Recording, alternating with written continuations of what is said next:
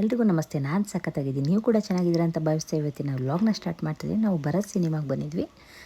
ಮತ್ತು Max film release ಆಗಿತ್ತು. Release ದಿನ ನನಗೆ ಹೋಗೋಕ್ಕಾಗಲಿಲ್ಲ, ಯಾಕಂದರೆ ನಾನು ಯಾವಾಗಲೂ ರಿಲೀಸ್ ದಿನವೇ ಹೋಗೋದು. ಯಾಕಂದರೆ ನಾನು ಕಿಚ್ಚ ಬಾಸ್ನ ದೊಡ್ಡ ಅಭಿಮಾನಿ ಅಂತಲೇ ಹೇಳ್ಬೋದು. ಸೊ ಅನ್ಫಾರ್ಚುನೇಟ್ಲಿ ಈ ಟೈಮ್ ಹೋಗೋಕ್ಕಾಗಲಿಲ್ಲ ರಿಲೀಸ್ ದಿನ. ಸೊ ತಿರ್ಗಾ ಮಾರನೇ ದಿವಸ ಹೋದ್ವಿ.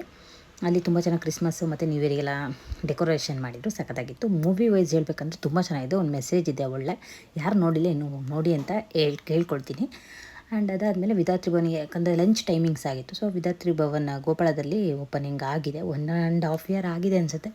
ನಮಗೆ ಓಕೆ ಆಗಿರಲಿಲ್ಲ. ಸೊ ನೋಡೋಣ ಅಂತೇಳ್ಬಿಟ್ಟು ಹೇಗಿರೋದು ಫುಡ್ಡು ಟೇಸ್ಟ್ ಮಾಡೋಣ ಅಂತೇಳ್ಬಿಟ್ಟು ಬಂದ್ವಿ. ಎಂಟ್ರೆನ್ಸಿಗೆ ಬಂದರೆ ಈ ಥರ ಒಂದು ಕೃಷ್ಣನ ಮೂರ್ತಿ ಇಟ್ಬಿಟ್ಟು ತುಂಬ ಚೆನ್ನಾಗಿ ಮಾಡಿದ್ದಾರೆ. ಅದಂತೂ ಸಿಕ್ಕಾಪಟ್ಟೆ ಇಷ್ಟ ಆಯಿತು. ಆ್ಯಂಡ್ ಡೆಕೋರೇಟ್ ಕೂಡ ಸೂಪರಾಗಿದೆ. ಒಳಗಡೆ ಅಂದರೆ ಫಸ್ಟ್ ಫ್ಲೋರಲ್ಲಿ ತುಂಬ ಚೆನ್ನಾಗಿದೆ. ಅಲ್ಲಿ ಗ್ಲಾಸಸ್ಗಳೆಲ್ಲ ಗೋಲ್ಡ್ ಕೋಟಿಂಗ್ ಥರ ಒಂಥರ ತುಂಬ ಚೆನ್ನಾಗಿದೆ. ನನಗಂತೂ ಸಿಕ್ಕಾಪಟ್ಟೆ ಇಷ್ಟ ಆಯಿತು. ನಾವು ಫಸ್ಟ್ ತೊಗೊಂಡಿದ್ದು ಗೋಬಿ ಮಂಚೂರಿ, ಅದು ಕೂಡ ಸೂಪರಾಗಿತ್ತು.